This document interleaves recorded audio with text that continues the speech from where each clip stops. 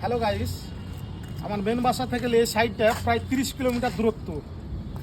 এই দূরে আমি গত 20 দিন হয়ে গেল ছাদ ঢালাইয়ের পর থেকে আমি একদম সাইডে আসিনি। আজকে এসেছি, হঠাৎ আজকে আমি কাজের সাইডে এলাম। কাজের সাইডে আসার উদ্দেশ্য হলো এই যে মিস্ত্রিরা কি করছে, সাইডে আমি যে থাকি না মিস্ত্রিরা কি করছে।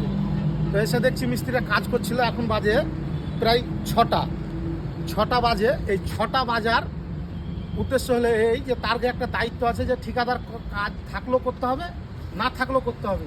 এই যে একটা দায়িত্ব মানরা ভিডিও বানানোর উদ্দেশ্য হলো এই যে একটা যে কোনো মানুষ, যে কোনো ঠিকাদার দূরে কাজ ধরবে, যে কোনো একটা দায়িত্ব লোককে রাখলে কাজটা সাকসেস হবে। এই যে তোমার দায়িত্ব লোকটা হলে তোমার কাজ করতে সুবিধা, না গেলেও তোমার কাজ ধাঁই ধাঁই উঠে যাবে।